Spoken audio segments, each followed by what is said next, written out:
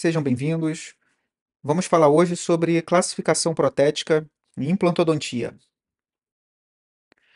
Bom, gente, a classificação, conceitualmente falando, ela busca trazer organização. E trazendo esse conceito de classificação para a nossa área, para a implantodontia, para a reabilitação oral, é claro que tudo melhor organizado vai nos trazer uma eficiência maior, né? Nós vamos ser mais eficientes no nosso planejamento e nós vamos ser mais previsíveis nos nossos tratamentos. E um outro fator extremamente importante da classificação é a comunicação. A comunicação entre dentistas, por exemplo, entre o protesista, que é responsável pela reabilitação sobre implante, que seja, do paciente, e seu cirurgião, o implantodontista, que vai instalar os implantes. Também entre o dentista e o laboratório de prótese. É importante que nós, dentistas, consigamos levar essa comunicação para o nosso técnico de prótese, seja ali na requisição de um planejamento ou na finalização de um trabalho, citando exatamente aquilo que nós queremos, né? Então, quando nós conseguimos ser bem claros, né, nessa comunicação, o trabalho fica mais previsível. E também entre dentista e equipe assistente, né? As pessoas que nos assistem dentro da nossa clínica, é importante que elas evoluam também no conhecimento. Isso vai facilitar a nossa vida ali no preenchimento de fichas, na, nos orçamentos. E por último, e não menos importante, entre o dentista e o paciente. Gente, é extremamente importante que o paciente saiba exatamente aquilo que ele vai levar para casa no final do tratamento, né?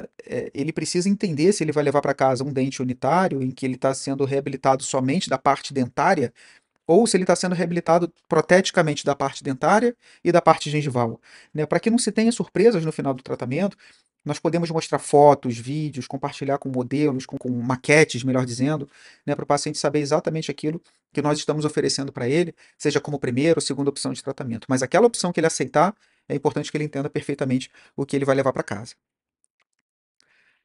Gente, classificação sobre implantes, né? Aliás, classificação protética sobre implantes, existem diversas na literatura.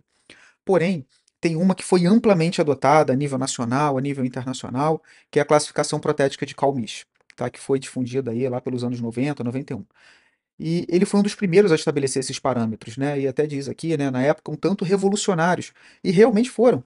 Tanto que hoje, para mais de 30 anos, né, dessa data, essa classificação é a mais utilizada. É a mais utilizada e também a mais ensinada nos cursos de graduação, especialização, mestrado. E é exatamente sobre essa classificação que nós vamos falar um pouquinho agora, tá? Bom, ela se divide em 5 classificações, tá? Nós temos 3 fixas e 2 removíveis, tá? Nós temos a PF1, PF2, PF3, ou seja, prótese fixa 1, prótese fixa 2 e prótese fixa 3. Depois, então, prótese removível 4, prótese removível 5. A prótese fixa 1, ela restabelece somente a porção dentária, coroa clínica perdida, né? Por exemplo, essa paciente, ela teve o comprometimento do seu elemento 11, mantendo as estruturas de suporte, com uma necessidade mínima de enxertia compensatória, né? Então, o implante foi instalado com seu posicionamento tridimensional ótimo sendo respeitado, e a pequena perda tecidual que ela teve foi compensada com preenchimento de gap e enxertia de tecido conjuntivo. E no final do tratamento, ela teve então o seu elemento 11 restabelecido somente na sua porção coroa clínica visível, né? Essa é a PF1 de Colmich. Já a PF2, ela vai abranger aqueles pacientes que já tiveram uma reabsorção mais importante, que já têm um desnível ósseo mais presente, né? Como é o caso dessa paciente, que já tinha perdas mais importantes de um quadrante, no outro quadrante uma manutenção talvez em alguns elementos, mas a sua finalização foi planejada em prótese PF2. Poderia ter sido em prótese PF3, como eu vou falar daqui a pouquinho? Sim, mas muitas vezes para facilitar a higiene, é interessante cogitar a prótese PF2. Claro, que isso tudo faz parte de um planejamento. Então, a linha de sorriso dessa paciente também foi estudada. E a partir do momento em que ela apresenta uma linha de sorriso baixa, nesse caso, é possível cogitar uma prótese em PF2 para ter uma higiene mais fácil, né? Hoje em dia nós sabemos que a periimplantite é uma doença extremamente importante no insucesso dos nossos implantes. Agora, a PF3. A PF3 ela vai ser indicada principalmente para aqueles pacientes que já tiveram uma reabsorção, uma perda tecidual mais importante ainda, né? Um caso assim que exemplifica bem são aqueles pacientes que possuem próteses totais. né? A perda já foi importante, dificilmente nós conseguiríamos indicar uma PF1 para uma paciente com tamanha perda. As enxertias seriam muitas e muito pouco previsíveis, né? Então, o objetivo desse tipo de trabalho seria restabelecer não somente a estrutura dentária clínica, porém também a estrutura gengival, que são as estruturas de suporte que o paciente perdeu. Dessa forma, nós conseguimos trabalhar com um número de implantes adequados e restabelecer a estética da paciente. Mais uma vez, é extremamente importante estudar a linha de sorriso nesses casos também. Partindo agora aqui para a parte das removíveis, nós temos a PR4.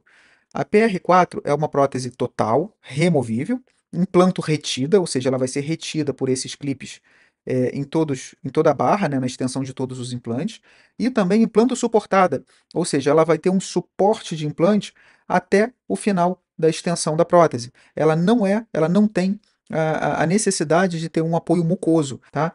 E é exatamente essa que é a diferença para a prótese removível PR5, que é a prótese total removível, implanto retida e implanto muco suportada, né? Esse tipo de prótese ela vai ser retida nos implantes, porém ela vai ter um apoio nos implantes também e na parte mucosa, tá? Então nós vamos ter aqui nesse outro exemplo a retenção dos implantes e o apoio mucoso, também fazendo parte aí do projeto da prótese. Bom, gente, essas aqui foram as os 5 tópicos da classificação do MIS, tá? Agora passando um pouquinho, só para exemplificar para vocês, esse é um caso que eu fiz talvez aí já há alguns bons 5, 6 anos, é uma paciente que está em controle, é um caso em que eu finalizei parcialmente em prótese PF1 e parcialmente em prótese PF3. Ela foi submetida a uma reabilitação não bem sucedida, e ela teve uma extrusão no quadrante 1 e uma reabsorção no quadrante 2, uma perda óssea no quadrante 2, tá?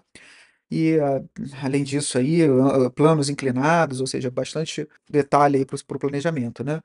Mas exatamente nesse planejamento, nós chegamos à conclusão em que nós teríamos a possibilidade de instalar implantes no quadrante 1, viabilizando uma prótese em PF1, porém no quadrante 2, a reabsorção, a perda óssea já tinha sido tão importante que não seria possível finalizar em PF1. Então, por que não trabalhar com uma prótese híbrida? Né? E exatamente esse aí foi o nosso planejamento, e no inferior ela foi finalizada em PF3, tá? Bom, gente, mais uma vez aí foi extremamente importante o conhecimento, né, dessa questão da classificação na comunicação com o laboratório, com planejamento, eles nos ajudam a fazer todo o planejamento virtual, né? Então, nesse momento é importante a gente falar para o técnico de laboratório, poxa, no quadrante 1 nós vamos finalizar, vamos fazer um planejamento visando uma finalização em PF1. No quadrante 2, nós vamos fazer um planejamento visando uma finalização em PF3. Então, todo o desenho vai partindo desse princípio, né? E daí em diante, a linha de sorriso da paciente com o caso finalizado, né? E um caso muito bem sucedido, a paciente realmente aí teve uma mudança de vida depois dessa transformação. Fiquem à vontade, por favor, para colocar nos comentários as dúvidas. Vou fazer o possível para responder a todas. Se vocês tiverem alguma demanda de algum assunto específico dentro da implantodontia, podem colocar, tá bom? Bom, gente, obrigado mais uma vez. Até a próxima.